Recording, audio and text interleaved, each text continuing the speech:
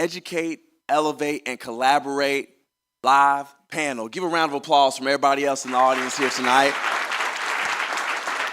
And thank you all so much for tuning in from wherever you are around the world. We are at the Fairmount Hotel in Austin, Texas, and this is our 9th.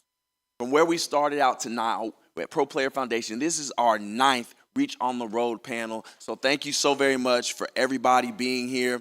And it gives me a great honor and a great privilege to be able to introduce Will Womble from Genentech, our platinum and presenting sponsor. Will is the healthcare director of South Texas, of the South Texas ecosystem, and we are honored to have the entire team from Genentech here with us tonight. So Will, take it away. Give me back my microphone. Thank you, Tyler. Good evening, everybody. Oh, we can do better. Good evening, everybody. All right, as Tyler said, we have a dynamic program for you guys tonight. I would like you to join me in thanking this illustrious panel. We have Dr. Cruz on my far left. We have Dr. Rivas, and then we also have nurse practitioner Maggie Rodriguez. Would you please join me in thanking them ahead of time? I'd also like to say thank you to the MS community, to the other sponsors who are here in support of this MS community. I know that some folks have come from far away to be here this evening, and you're in for a treat. Genentech is deeply committed to this work, and we are devoted to closing the care gaps that many of the people in this room have experienced. I've heard some of the stories already tonight. So without further ado, as promised, I'm going to give the mic back to my friend, Tyler Campbell, to moderate the panel. Hey, thank you all so very much. And if you can, just as a last second reminder, please turn off your cell phones, being respectful as much as we possibly can. I always have to give that gentle reminder. I'm hoping mine is off, so I'm actually talking to myself too at the same time.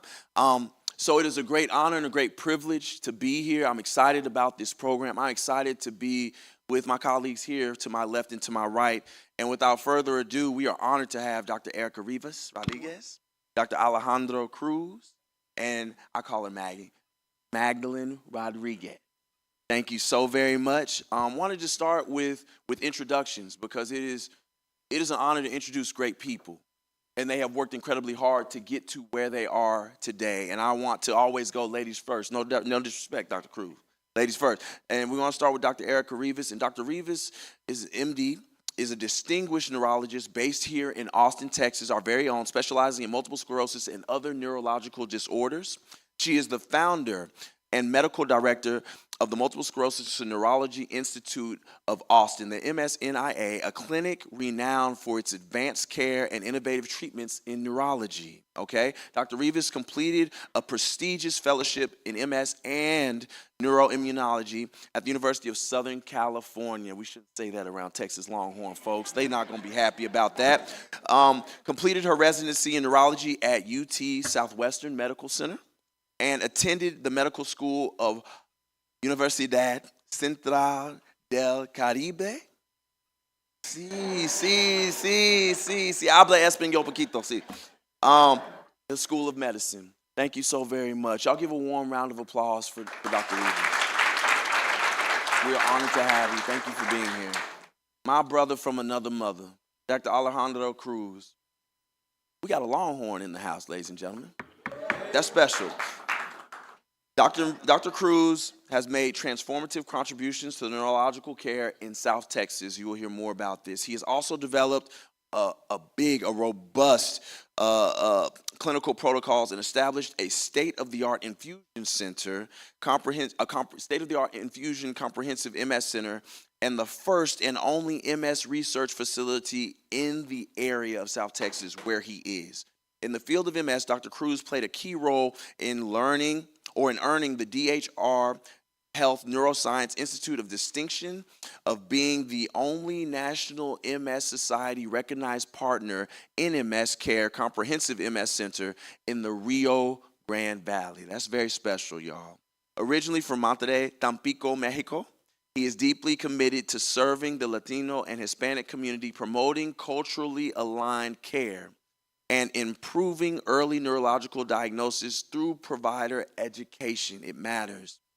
Fluent in both English and Espanol, Dr. Cruz's compassion, patient-centered approach to medicine has been the godsend to South Texas. Please give him a warm round of applause. Thank you, sir. Thank you for being here, sir. Then we have Maggie Rodriguez, who's an absolute joy to talk to. Absolute joy. From right off the Rio Grande City, Maggie has a very unique story of multiple sclerosis that you're going to hear tonight. Maggie was diagnosed with MS in 2006 and has since used her own journey to inspire, empower, and help others within the MS community. She is now a certified nurse practitioner. Dream big, y'all. Maggie attended her undergraduate degree at Arizona State University, and then she completed her master's. Come on, education. Her master's at Walden University with a focus on family medicine. After working as a family nurse practitioner, and then changed her focus to psychiatry and neurology. Maggie has been featured in patient testimonial videos, sharing her own personal journey with MS and highlighting the care she received from Dr. Alejandro Cruz at DHR Health. We are so thankful for Maggie on serving on our panel this evening. She's nervous. Y'all welcome her in. Truly special, and I feel privileged to be in y'all's presence, and I know y'all are going to be blown away in the audience. I am your host. My name is Tyler Campbell, and at Pro Player Foundation, it is our mission, all right, to be the gap bridger, to shine a spotlight on underserved communities and underrepresented communities here within this country. And I thank every one of you for joining us this evening. Now, without further ado, I do have to thank our sponsors for this evening. Special thank you to our platinum sponsor, Genentech. Y'all make some noise wherever you are, okay? We keep it football within this surrounding. We have our Heisman sponsor of Biogen, who's also present here. Members, y'all make some noise.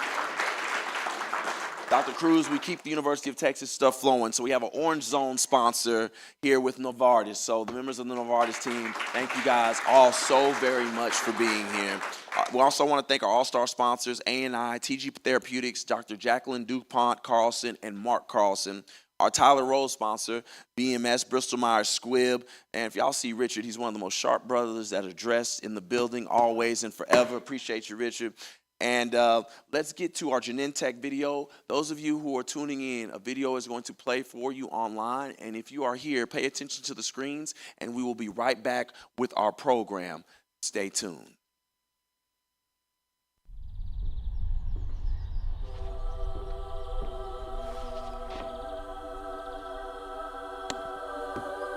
Why didn't the doctor believe me? Did I say something wrong? Do we have to experience the same pain and bias as our parents and grandparents? What if they actually gave us access to those clinical studies we learned about and those cutting-edge medicines? How many lives would that save? How much longer would we live? What if we asked the bigger questions and really tackled the root causes of systemic inequities in healthcare?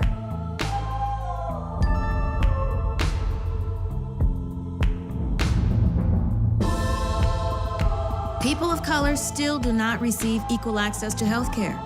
We're determined to change this. And welcome back. Welcome back. As promised, we weren't gone too long, so thank you, Genentech, for that. I want to get into the panel. This is the part where we converse with the doctors, Dr. Cruz and Dr. Rivas. And I want to address this for you both. The question for Dr. Cruz. I want to call this our scouting report. You know, one of the things that as a former football player, it's like you can't begin to attack the opponent. You can't begin to get ready for your game if you first and foremost aren't instructed about the opponent that you're facing. In this case, our opponent is multiple sclerosis. So for our scouting report that we are giving to everyone else tonight, we want to give you a clear understanding of what it is that you're facing and how this panel can be instrumental in your fight with MS. Or how you as a caretaker can better understand what that person with MS is going through, or if you are new here and you're just trying to get an understanding of what MS looks like, this scouting report is for you. In the lead up to game day, that's what we experience. And so, Dr. Cruz, I've learned so much from you and Maggie both over the last couple of weeks. And for those who are not as familiar with the Valley area, right? Some of us are just city folk, okay? Please explain the area, the demographics, the resources, the lack of resources, the territory, and the hurdles that people within the Rio Grande Valley area have to face. Well, first of all, thank you for the invitation, Tyler. It's a really pleasure to be here. So the Valley, the RGV. So it is compound. There are a couple of counties on it. So the Rio Grande Valley, basically south from San Antonio, east from Laredo. I think it has close to 2 million people. And for those 2 million people, we have, I'm not talking about MS specialists, but like as outpatient neurology, we're talking about probably less than 20, right? And in the more like crowded area, probably less than 10. So it's a medical underserved community. As I was kind of growing through my medical training, I was first finishing med school and doing research in Houston. And when I was doing this in a neuro-ophthalmology clinic with Dr. Tang over there in Houston, I saw there were a lot of people that were coming from the Valley. So they were traveling, like driving most of them 6 hours to see their doctor. And that's something that kind of like, really resonated with me, especially because it was my community, right? I'm from a hometown. My hometown is like 4 hours away from the RGV, and for me, it was something that it really it was resonating in me. And then when I was doing my MS fellowship here in Austin, the same thing was happening. So for me, it was a no-brainer for me to go down and help out. While I was in Houston and Austin, I had the pleasure to meet patients that were traveling and their families. Ms. Rivera is here, which is one of my first patients. And for me to kind of go down and really help develop and to have that resources, because what we were talking, Tyler, there's a lot about what can we do for underserved communities. And for me, that was the same thing when I was in training, but at the end it was just go there. I mean, there's nothing going to be as big as go there and try to help there. I mean, we can always plan for a game, but if you don't show up to the game, it's not going to happen, right? So for me, it was a no-brainer. And then once you get there, you need to have a good team. You have to. I mean, because it's not a one-man or one-woman event. And that's when Maggie came into place and really changed my practice. So I'm very grateful for her. And that's pretty much it. But now going to your question about what is the stages of MS. And MS doctor, we're still kind of debating on it in a way. But to keep it simple, I mean, we have the relapsing forms and we have the progressing forms, right? I mean, if you get to the nitty-gritty, we have the radiologic isolated syndrome. That's when somebody just bumps into their head and then they're having an MRI just for that, and then, oh, wow, you have MS. And then you go to the clinical isolated syndrome. That's when you have the first event, and then you do an MRI, and then you have a lesion that might be typical for MS, but you don't have enough criteria to diagnose them yet. And then you go to the relapsing remitting form, which we all pretty much know that you do an MRI, there's lesions in there, and the patients already have meet criteria of having more than one event in time and more than one event as far as how symptoms-wise. Then we have the progressive forms. The progressive forms, you have the secondary progressive multiple sclerosis, which I think we're seeing a bit less and less of that compared to what we used to, and that's thanks to all the pharmaceutical company, all the work they have done doing research, and all the different foundations that have really funded the research because we have come a long way. Coming from having just Betaseron Reviv on a lottery, and now just having over 20 disease-modifying therapies. So those, I think, has helped to reduce the number of secondary progressive MS. And then we have the primary progressive MS, which is a different player, right? Definitely, and I think that's important because there are different stages to our disease, and a lot of times people can get lumped into one category, and there are multiples, right? And it's better to understand that. I'm glad you said what you said. I tell people all the time, I know it sounds bad, But if you are diagnosed with this disease, this is a good time to be diagnosed with this disease. Dr. rEECh, I want to come to you next, because a lot of times one of my colleagues and good friends, over the course of doing these panels, we took passion about having another black male on panel with me named Chris Dunbar. He is a professional bodybuilder with MS, and we gave insight kind of to the black community and kind of some of the struggles that we have in terms of trusting doctors, or whether it comes from a black male's perspective of not necessarily wanting to go to the doctor, right, out of fear of lack of trust. For you personally, when treating members with Latino and Hispanic backgrounds, okay, how do you help them navigate their doubts and fears with medical or even with this disease? And also, what advice do you have for other healthcare professionals, right? Because you got the cheat code. You're already a part of the community. Others may not have that. So what insight do you give to them also to give to their patients to help that comfort level and that trust develop? Thank you, Tyler. And that is a very important and interesting question. First, we have to understand that the Hispanic Latinx community, they have multiple layers of cultural beliefs and ways of being that can influence this. And one, we have to make sure that we bring awareness, right, to this community, because people in some cultures, people from this Hispanic Latinx community might not be aware of MS. A lot of them are not aware of this condition, and they might confuse it with some other condition, like muscular dystrophy or arthritis. They might not recognize symptoms, especially early on, right, when they're experiencing fatigue or sensitivity to heat or vision symptoms, and they might say that might be related to some other issue. So awareness is really important in this community that may have those beliefs, right, and bring understanding. There are also cultural beliefs about illness. So some people from this Hispanic Latinx community might have a thought that maybe this is an illness that they have, it just happened, there's nothing we can do about it, it's just maybe a punishment or ways that things have to be, and that's their cultural belief, right? And we also have to understand that. And I think that also important is to understand that they might feel that there's a stigma with having a diagnosis like MS, and they might not be open about this diagnosis, even with family members, right? And it's also the Hispanic Latinx community, we're very family-oriented. So that's one flip coin, right, that we have a strong family bonds, and we can rely on our family, right? Once they accept that there's this diagnosis, right, they can rely on their families for helping, taking care of them or going to the doctors. So it's just in making decisions together. So that's also another important aspect. And I think I will end with language and access barrier, right? That's another thing that might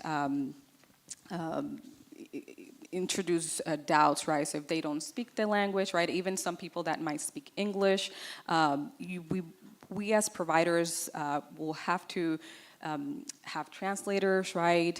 For patients that even if they speak English, right? We make sure that they can understand our message, and as well as just making sure that some words in Spanish will not translate the emotional meaning in English. So that's also part of the language. And to answer the second question, Tyler, so what advice do we have for other healthcare professionals, right? So one, we have to build personal connection. So for the Hispanic Latinx community, for us, it's very important to build a relationship, and often more important than even the doctor's credential. We want to be heard. We want to be taken care of, right, kindly. So I think that's one advice that I have for them. And we have to respect that family also, like we were talking earlier, right, that you're not treating the patient, you're treating the entire family. And that's very important. It can be like a cultural shock as well. Some of the beliefs that Hispanic Latinx communities might have, right, that, oh, I have MS because this is punishment or this is how things are, right, that we have to tackle that gently, right? We cannot take away from their culture, right? We have to try to introduce, ways of working together. Say, like, I understand that you have this belief, but we can work together in, making your MS better or helping you feel better. Yeah. I love it. And it's nothing to be intimidated by. It's really a beautiful thing when you have support as a MS patient from a family, from your hermanos, your tia, your abuela. That's a blessing. And so don't feel overwhelmed as a medical professional, right? Feel privileged because you've got other people who are willing to run this race and fight this fight alongside somebody. So it's kind of like a blessing to walk in a room and see more members than just your patient. You got some more accountability because if he or she ain't listening, mama gonna get him. And so take it as a badge of honor. So I thank you both for that introduction. We're going to go to our next sponsorship video that is brought to us by Biogen, and then we will be right back and we will move to my right, your left, and we will start with Miss Maggie. Catch you guys in a little bit.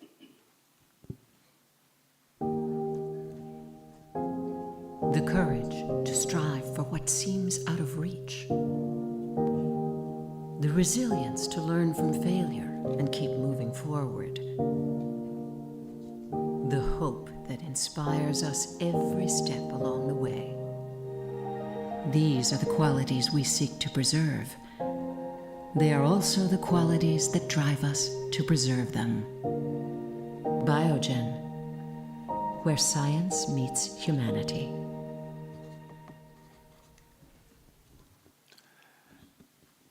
And we are back, and thank you so very much, Biogen. We appreciate that. And now, your heart spurns a little bit when you have a patient advocate next to you. You feel like you're talking the same talk and talking the same walk. And so, Maggie, I want to start with you, and you have an amazing journey. So just walk us through your diagnosis and what everything else was like when MS walked into your life. Here. Is it ready? It's ready. It's hot. Perfect. Yeah. Hi, I'm Maggie. Thank you for having me here tonight. I was diagnosed in 2006, and like Tyler, I've talked to him several times now, and it was kind of the same thing, the fear. I actually was on vacation, went to go visit my sister in Dallas, and I actually thought it was my nephew's toothpaste that was causing me to have numbness and tingling and not being able to feel in this part of my face. And so I was blaming it on the toothpaste this whole weekend, and I was like, what type of toothpaste are these kids using? I thought it was like Superman something, and I'm like, dang, this is like, it just was making everything feel really not comfortable. So then by the time I get to the airport to fly home, now I'm starting to have all kinds of numbness and tingling through the rest of my face, kind of in my neck, up into my head, and I'm like, okay, I am a nursing student, so I'm like, wow, and now I'm like either having a stroke or a heart attack, so everything is going through my mind, which my husband is a pharmacist, so I'm calling him like, what do I do? Do I fly home? Where do I go next? He's like, just take some aspirin. You'll be fine. So I get on the plane. I've taken all this aspirin. I'm like, okay, I'm going to make it home. The guy sitting next to me in the plane, I know he thought it was absolutely crazy because at this point, first it was here, and now because of all the stress, probably it was, moving to the top of my head. So I'm pulling my hair as high as I can, and I'm like, wow, I'm not feeling anything. So I fly into Phoenix. That's where I was living at the time, and my husband meets me I drive myself, he meets me at the hospital, and they do, CT scan and stuff, told me that it was not a TIA, that I probably had Bell's palsy. So that was the first diagnosis. So he said, you'll follow up with your family doctor in a couple of weeks. So that's where I was at. So a couple of weeks go by, I follow up with my family doctor, and he told me that, yes, it's Bell's palsy, and, we're not gonna really give you anything, you'll be fine, it'll get better, okay? So a couple months go by, and I'm in nursing school, so my professors are like, I don't see this as, one of my professors was an older professor, so she's really, really good, and she was like, I just don't think this is Bell's palsy. And, pushing me, just go back, tell him you're not feeling any better. So I made another appointment with PCP, and go back to family doctor, and he said, you know what, just to make you feel better, we'll send you to get an MRI.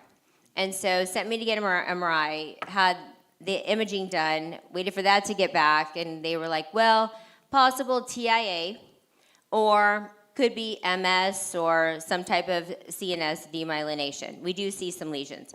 I was like, okay, all I knew is he was saying all this stuff, and I was like, okay, well, what do we do next? And so he's like, well, I'm gonna send you to a neurologist. And so went to the neurologist, and of course it was a neurologist that didn't know a lot about MS at the time, because that probably wasn't his specialty. So me and my husband go see the neurologist, and he's like, well, yeah, he's right. It's not a TIA. You didn't have a TIA. And he's like, the kind of do like possibly could be MS or something else. He goes, you know what? We're going to watch, and we're going to wait right now. And we'll just see how you do. And I'm like, okay, that's not going to work for me. I'm a mom, a wife. I have 3 children. This is not going to happen. And I'm in nursing school, and I'm gonna have to go back and tell my professor, well, sorry, this is what they told me. And I feel like she was gonna be like, no, you need to go back. So at that point, I said, this is not a good option for me. I have to have an answer. And so he was like, well, we can do a lumbar puncture. But then he made lumbar puncture, out to be like almost a death sentence. He was like, you're gonna have to this, and it could be invasive, and you can get an infection. I was like, well, will I find out what I have? And he was like, yes. I was like, okay, sign me up, So then I get the lumbar puncture, and then when I was there, the guy, I don't know if he was new, I'm not really sure, but it was the guy who was doing the lumbar puncture, and I asked him, and my husband was sitting there with me, and I said to him, well, really, I know they're looking for MS, but if it's not gonna be MS, like, what are they looking for? And he's like, well, it could be either MS, or sometimes it could be like ALS. And I'm like, wow, so this is what I was left with. And now, I know now they can't find that. They wouldn't have been able to tell me if I had ALS from lumbar puncture, but I didn't know then. So on the way home, after the lumbar puncture, my husband, I was telling him, so I can't believe they told me this, so what are we gonna do? And I'm practically, I'm in tears probably all the way home. And I was like, you know what? We just prayed. I never prayed so hard to have MS. Like, I never thought I would be sitting there praying, please let me have MS. Like, because the other alternative, from what they told me, was not gonna be good, And from what I knew about MS, that wasn't gonna be very good, but it was gonna be way better than ALS. So I get home, and then it's another waiting game. You're sitting, waiting for the doctor to call. So the neurologist calls me back in, and I'm like, okay, so we had an answer. I have MS. And I was like, okay, where do we go from here? Like, where do I start? And he was like, well, I don't think it's really bad right now, because, of course, I was walking, and I wasn't showing, like, major deficits at the time. So from what he could see. And so he's like, you know what? I don't really treat for MS, but I think we should just watch and wait. If you get more symptoms, then we'll treat. And I'll have some of my colleagues, discuss this with, you and that kind of stuff. And my husband was looking at me, and I was like, we're out of here. This is not gonna happen. So I told him, Blaine, I just said, you know what, if you cannot treat me, like, what can I do next? I mean, we're in Phoenix. It's not like we were in a tiny little town where there wasn't a lot of services. So he said, well, I can refer you over to the MS Center. I'm like, oh my gosh. You know, like, why didn't you just say that in the beginning? And I would have just been like, okay, this is where I'm going. But so he did. He referred me over to the Muhammad Ali Parkinson's. It's Muhammad Ali Parkinson's and MS Center. And so we got in pretty quickly, and they were awesome. I mean, talk about level of care. It's very different when you are now with neurologists that this is all they focus on. And at that point, we sat down, they talked to us, you know, said, okay, well, and there wasn't a lot of meds back then. So like, okay, this is gonna be, here are your choices, which weren't a lot, but they were doing research on one of the meds at the time, and they were like, would you like to be a part of research? And I'm like, no.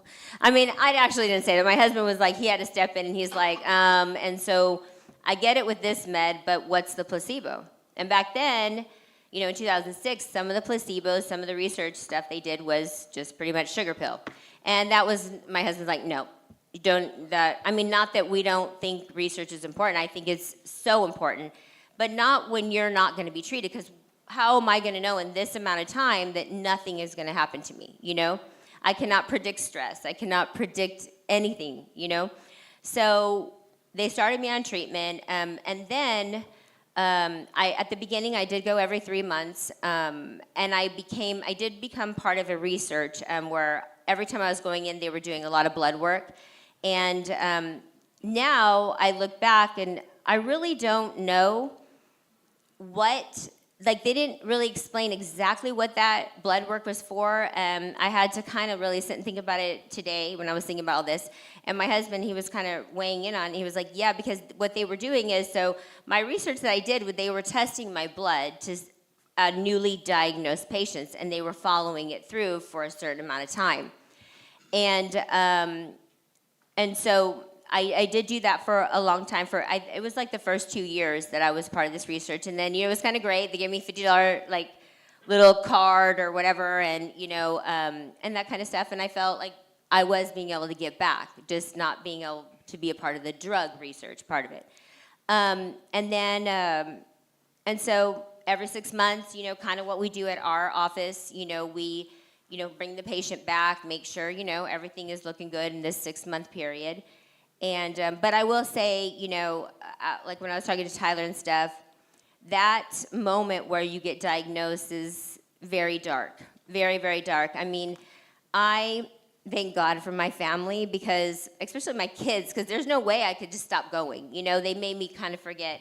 Because in the mornings when I would get up, before I had to go to school, I had to take them to school, but I would sit in my closet, and for 1 month straight I cried every single day, because I had to get ready for school, for my own going to nursing school, and I cried.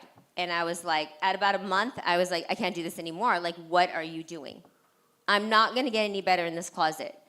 And it's not fair to everybody in my life for me just to, I just can't.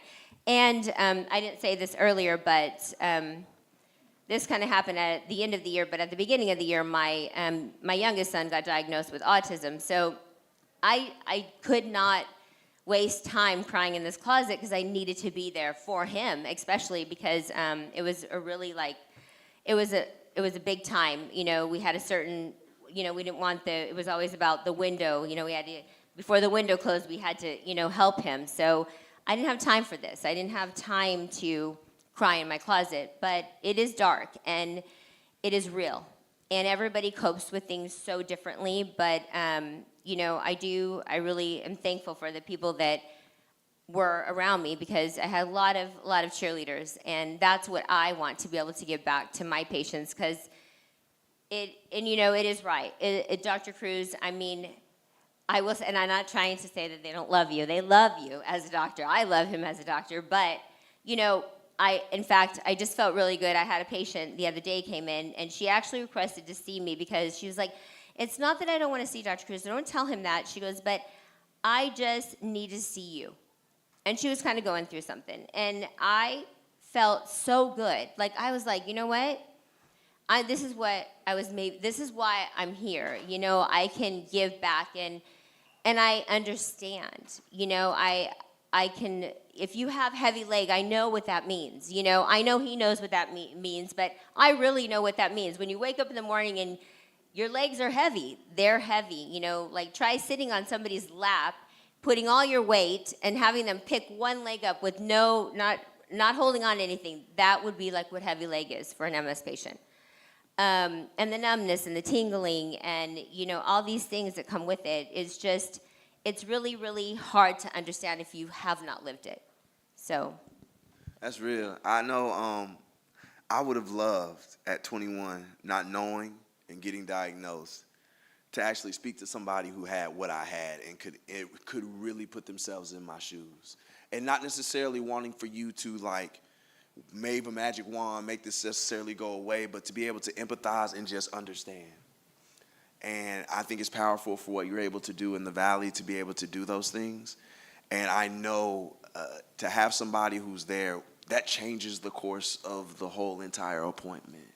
So I thank you so very much for being willing to stand firm and to share your story. Y'all, at one point in time, because there were no resources in the Valley where she ended up moving to back here in Texas, she was having to fly back to Arizona to have care because there were no MS specialists before this man came along. So can you imagine for some of us who get the blessed opportunity to drive 30 minutes, sometimes an hour, depending on traffic, what if you had to get on an airplane, all the workload, all the stress, depending on how you're feeling, get your luggage, get the rental car, do all this other stuff just to go see a specialist 2 states away from where you're from because there aren't any resources where you are. And then you have to come back and get reacclimated to society. Oh yeah, by the way, raise a family, be a wife, do all of these extra things just to get adequate care. Those are the types of revelations that we're having. That's the type of thing that she had to go through. And so I really appreciate you for sharing your heart and sharing your story and being willing to be able to do those things. So I want to pivot. I want to pivot over here to my doctors, and we're talking about again the scouting report. And Dr. Cruz, Dr. Rivas, both of you, shared decision making is very important. I know that man on the end is very passionate about it. We talked on this too. You make sure he don't take all of your time. What is shared decision making? And what successes have you seen of this philosophy, especially in underserved and underrepresented communities? And either one of you can start off. Look at him, he's inching. He like, go ahead and grab it, brother. I won't take a whole lot of time, I promise. So I think shared decision making is the way to go. I don't think there's any other way. Now, talking more specific about underrepresented communities like where we are, it's everything, right? Because you have to understand the culture of as Dr. Riva was saying, Hispanics, Latinos, we are very family bound. And when you're practicing a place where Mexico is just 5 minutes away, a big thing that happens back then is when something happens, they just jump the border and go to Mexico because they can get seen right away, right? They might not hold the resources, but they'll be right there. And then the way that medicine is practiced in Mexico is the doctor will sit with you, sometimes for about an hour, right? So they're used to that, right? And in a way, that's how things should be. Of course, you know, when you're in seeing a lot of patients, I mean, you have to have room for all. So it's also not fair to do that, so you have to find that sweet spot. But shared decision making is everything. I mean, at the end, I think you have to spend time with your patients. You have to sit down, look in the eye, and spend time with them. One thing that we do in our practice is, you know, for every new patient, we spend 1 hour with them, and we do the first 2 slots in the morning. Why? Because we can actually spend more time sometimes when spending 90 minutes for a new MS patient. And we don't even talk about medication in that visit. We just try to create a bond, to understand and, you know, their families. And we make notes about, you know, who are they, what are they doing, and what they want to be when they grow old. Because one thing that we do when you're diagnosed with MS, most of these patients are very young. So they're the prime of their lives. So you're going to grow old with them. So they really need to trust you. So the first visit is just to create that trust. After that, before they leave, we give them resources and say, don't worry, we will help you. you're gonna come back in 2 weeks. We need to check this snap, but I want you to read about these couple of medications. We bring them back 2 weeks later, and then we talk about medication. Because if you talk about medication the same day you get diagnosed, you get out the door saying, what just happened? So we don't do that, right? So we give them the resources, we give them choices to read, time to spend time with their family, writing down things they like, they don't like, what they're worried about, what they're really concerned. And then the next visit, we just talk about that. And we make a decision together. And that's key. Because if a patient doesn't feel that had a take on what they're taking, you failed already. That's good. Dr. rEECh, you want to add anything else as well to that? Sure. Thank you for the opportunity to answer or add to this question. So I can tell you in my own experience, right? I also agree that shared decision making is the most appropriate way of bonding with these patients and helping these patients. One thing, right, from all the evolution of medicine, right, is we're getting away from the paternalistic way of treating, patients, that where the doctors don't tell the patients what to do, right? We work as partners, and this is what I tell my patients. We're working together. I'm here to share a little bit more information and knowledge with you, but I'm not making the decision, right? We're both making the decision, and like Dr. Cruz said, there's has to be a little bit of a digestion of like, how do we say this, and when is the most appropriate time to say specific things or choose a treatment. Yeah. I think that's great, and it's also messaging for us as patients to know what you need to look for. And if you're not comfortable, if the relationship ain't going, it's like a regular relationship. If this ain't going nowhere, why you spending time with that brother? When you know good and well, he ain't talking to you like that. Don't even bother. So, and it's okay to get a second opinion if you aren't experiencing that form of shared decision making. Want to set somebody free from that as well. If you need a second opinion to get that, please get that. Patient advocacy changes things. I think for me, when I saw Montel Williams, another black male, speaking out, it changed me for what is possible because I didn't see somebody like me on the pamphlets back in 2007. Why is patient advocacy, between the two of you, why is patient advocacy so important, and why is there such a great need for it within the underrepresented and underserved communities? And either one of you guys can speak on that.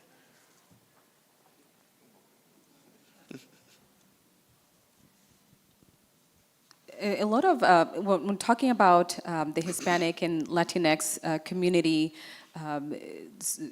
there's, again, cultural influences and sometimes less understanding about MS, what the resources available to them are.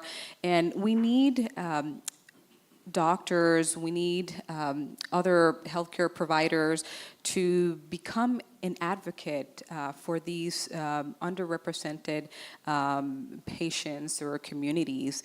And also, it's part of their job to educate these people, provide them with Spanish reading material, right? Elevate them in educate them in what else can they do, help these patients, maybe link them to MS support groups, right, in the community, so they can continue to get elevated and understand more about their MS and more about how they can get the representation that they need.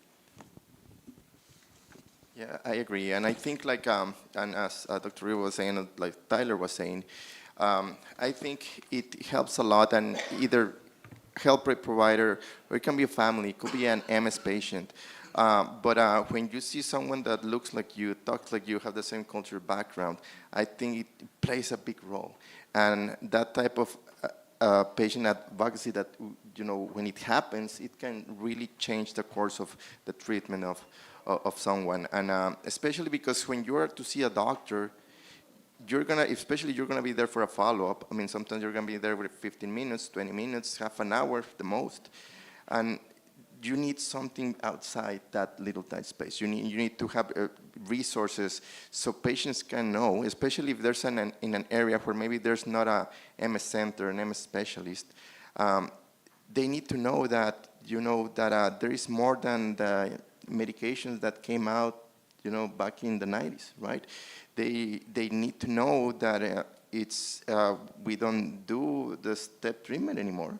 We need to, like I like to say, you need to grab the bull by the horns from the get-go, and just to put that in the minds of the patients, so then they can become their own best advocates, and just like Maggie did, say like, no, this is not okay, I'm not okay with this, let me go and ask if there's no here, it's okay to reach out. I love that, and that's powerful. It matters, and to those individuals who feel like they are there, just start telling your story. Just start with uttering a few sentences. Your words, you have no idea the magnitude or impact that it could have on somebody else's life who is really getting ushered into this thing for the very first time, who's a mother, who is a brother, who is a father, all of these things. Sometimes you just need a word from somebody who has what you have, who looks like you. And that could be all that you need when you lack the resources, depending on where you are coming from. I want to talk about this because I have to see somebody to help me with my crazy. I have holes on my brain. That's not normal. I think a certain way. Matter of fact, I forget what I'm thinking when I'm trying to think a lot of point of the time. Okay, so there's a lot of stuff that goes on upstairs, and I had to recognize that I need to have somebody on my side to help me process my thoughts, my feelings, and my emotions, because I'm living with an autoimmune disease. Hello. That's not normal. We're not all walking around with those things. We need people to help us process those things. And I think sometimes the mental health portion of living with an actual disease can sometimes get skipped over, and we come from communities where we're already battling the fact that that does not exist. And what goes on in this house, I have to say no more.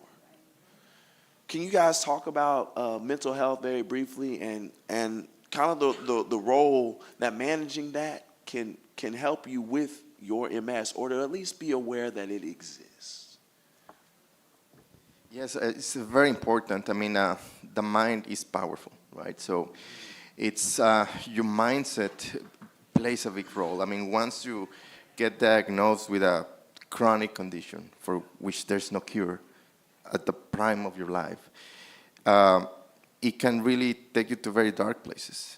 And what we've been talking about, all the resources to have the family, people to speak up that look like you, that have the same condition, will empower you to go out there. But a lot have to come from the inside. So, I mean, we are all responsible how we feel and how we look the things that come to us. So I think big part of also connecting with the patients is trying to make them understand that with the medication is key, yes, but you also have to be mentally strong, emotionally strong.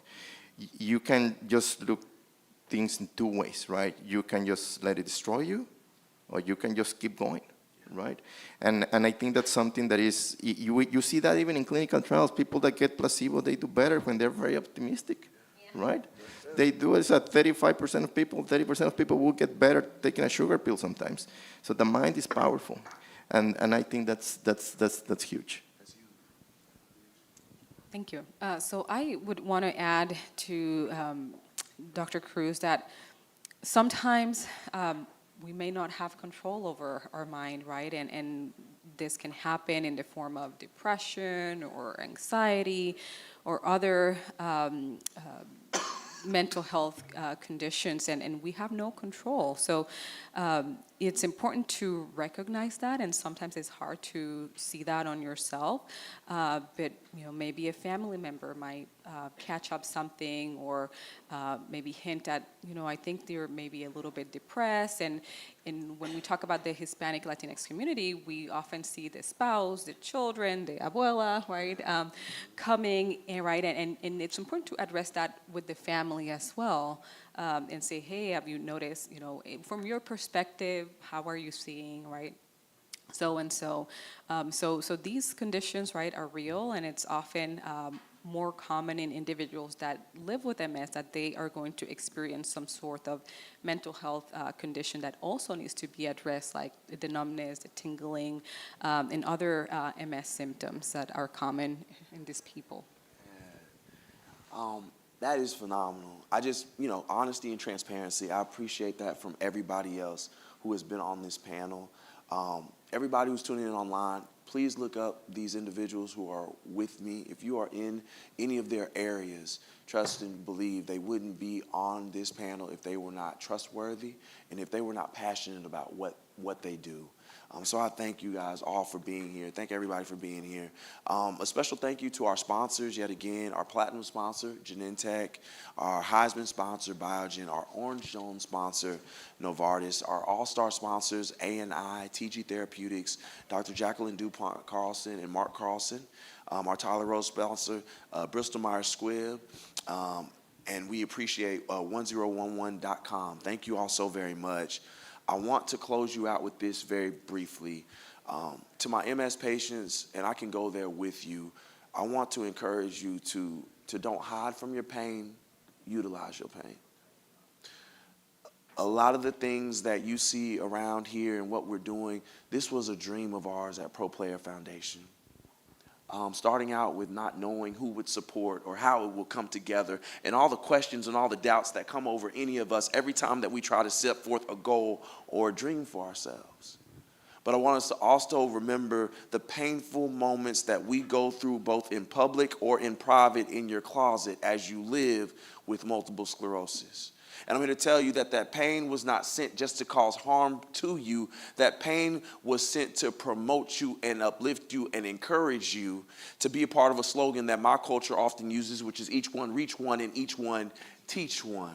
So it means that you go through what you go through on purpose, not to harm you, but to uplift and encourage your fellow brothers and sisters so they don't have to go through what they go through alone because you've been there.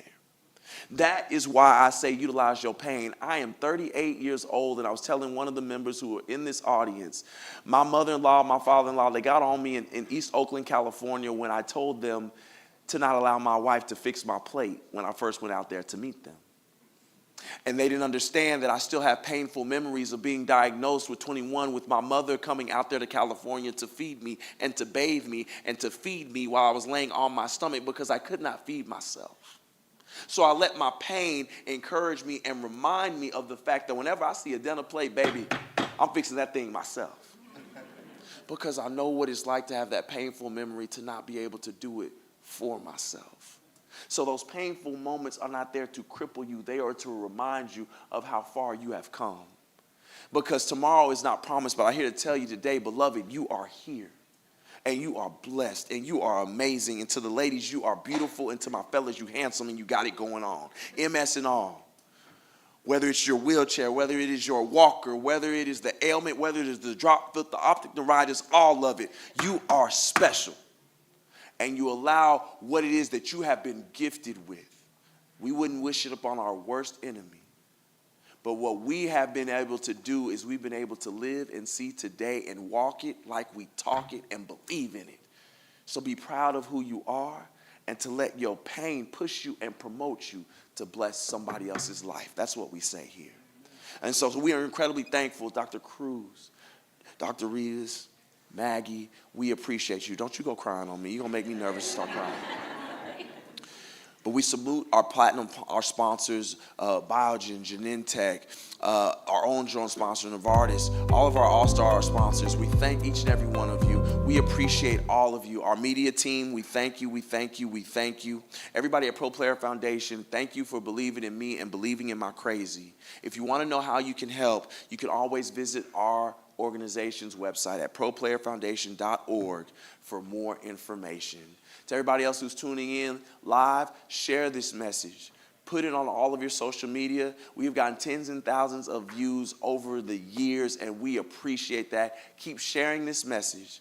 We love you, we respect you, and thank you for tuning in to our rEECh on the Road educational panel right here at the Fairmont Hotel in Austin, Texas. Thank you, everyone.